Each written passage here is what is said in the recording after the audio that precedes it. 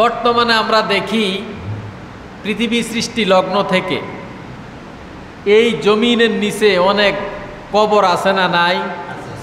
মানুষের হাড্ডি গুড্ডি আসেনি। কয়লার খনি, স্বর্ণের খনি, গ্যাসের খনি, তেলের খনি আছে। এরপরে যত বড় বড় বিল্ডিংগুলি করেন, এই বিল্ডিংয়ের যেই ফিলারাগুলি জমিনের নিচে আছে না নাই? আছে। এরপর অনেকে গুপ্ত ধন জমিনের নিচে লুকাইয়া রাখে। জমিনের নিচে যে কত কিছু আছে, কিয়ামতের আগে জমিন এই সব কিছু উপরের দিকে নিক্ষেপ করে। আমার আল্লাহ বলেন, বিসমিল্লাহির রহমানির রহিম,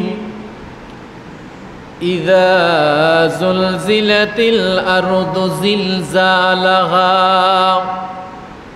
ওয়া আখরাজাতিল আরদু আথকালাহা।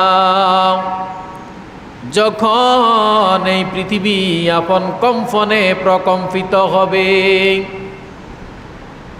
আর এই জমিনের মধ্যে যা কিছু আছে, যখন এই পৃথিবী তার ভার সমূহ বের করে দিবে, এই জমিনের মধ্যে যা কিছু আছে, আল্লাহ যখন কিয়ামত করবেন, জমিন তখন কম্পন শুরু করে দিবে।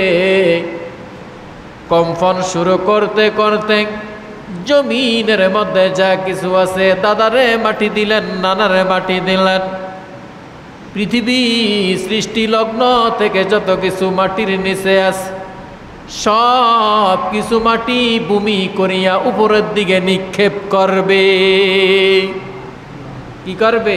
সব নিক্ষেপ করবে।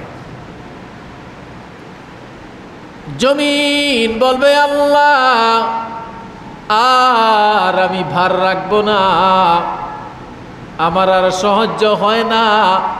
তখন আল্লাহ অর্ডার দিলে জমিন তার ভারসমূহ বের করে দিবেন।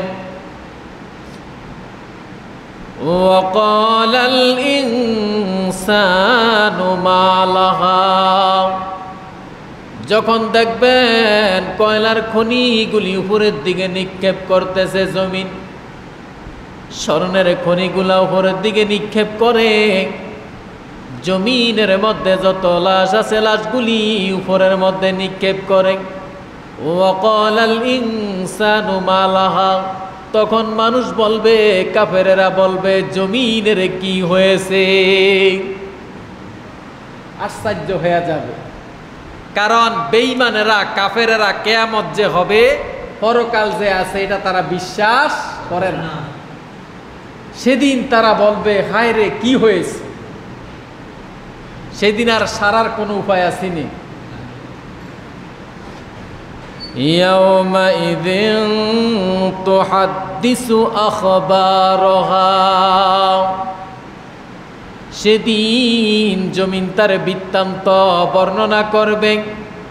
এই জমিনের মধ্যে দাঁড়ায়া গভীর রাত্রে মানুষ খুন করেছেন, এই জমিনের মধ্যে দাঁড়ায়া বিদেশির বল্লগে যায়া জিনা করেছেন, এই জমিনের মধ্যে দাঁড়ায়া মানুষের উপরে জুলুম করেছেন, এই জমিনের মধ্যে দাঁড়ায়া অপকর্ম করেছেন। কিন্তু দেখেছেন কে? সেদিন জমিন সাক্ষী ছিল। আর জমিন সেদিন বলে দিবে, জনাব মোহাম্মদ আব্দুর রহমান, জনাব মোহাম্মদ আব্দুল সালাম, রাত্র ৩টা বাজে অমুক তারিখে আল্লাহর ক্যামেরার মধ্যে রেকর্ড হয়ে যাবে, অমুক তারিখে এই জমিনের মধ্যে দাঁড়াইয়া মানুষ হত্যা করেছে। সারার কোনো উপায় আসেনি। জমিনও যা কিছু করলেন গভীর রাত্রে, যত অত্যাচার করলেন সব কিছু সেদিন জমিন বলে দিবে। এই পাওয়ারটা কই থেকে আসলো?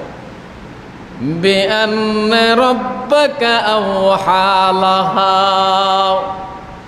কারণ সেদিন আমার আল্লাহ জমিনের আদেশ করবেন বলার জন্য। উচ্চ আওয়াজে বলেন না সুবহানাল্লাহ। কিয়ামতের ময়দানে মানুষ দাঁড়ায়া মিথ্যা কথা বলবে। সেদিন বলবে আল্লাহ কোনো গুনাহ করি না, কোনো পাপ করি না, আল্লাহ তোমার হুকুম পালন করেছি। তখন আমার আল্লাহ এমন নফরমানের জবানটা বন্ধ করিয়া দিবেন, হাতে সেদিন সাক্ষী দিবে আল্লাহ আমি হাত দ্বারা সে এমন অপকর্ম করেছে, পা সাক্ষী দিয়া দিবে আমাকে দিয়া অপকর্ম করেছে, শরীর সাক্ষী দিবে, এরপরে তার সবগুলি অঙ্গ প্রত্যঙ্গ সেদিন আল্লাহর কাছে বলে দিবে। সারার কোনো উপায় আসেনি। নামাজ পড়ে না, কিয়ামতের ময়দানে কইবে আল্লাহ নামাজ পড়ছি, ঠিক আছে দুনিয়াতে তো সেজদা করছো, আমার একটা সেজদা দিয়ে দেখাও, আর সেজদা দিতে পারবে না। তো এখন জমিন সব কিছু আল্লাহর কাছে বলে দিবে, কারণ আল্লাহ পাক বলবে জমিনের বলার জন্য। তো তখন জমিন বলবে, হাত পা বলবে, সব কিছু বলবে, চোখে বলবে, সেদিন আর কোনো সারার উপায়। ইয়াউমাইযি ইয়াসদুরুন নাসু আশতাতা, সেদিন মানুষেরা দলে দলে ভিন্ন ভিন্ন কাতারে মানুষগুলি বের হবে। জিনাকারীর কাতার হবে যায়া ভিন্ন, বাটফারের কাতার হবে যায়া ভিন্ন, ডাকাইতের কাতার হবে যায়া ভিন্ন, সোরের কাতার হবে যায়া ভিন্ন, হাফেজে কুরআনের কাতার হবে ভিন্ন, শহীদদের কাতার হবে ভিন্ন, গাজীদের কাতার হবে ভিন্ন, ইমানদারদের কাতার হবে যায়া ভিন্ন। দলে দলে সেদিন মানুষগুলি কিয়ামতের ময়দানে দাঁড়াইয়া যাবে। কেন দাঁড়াইবে?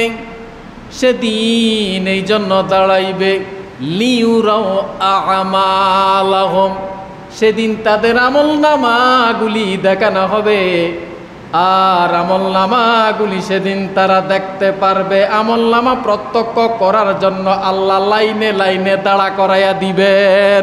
উচ্চ আওয়াজে বলেন না সুবহানাল্লাহ।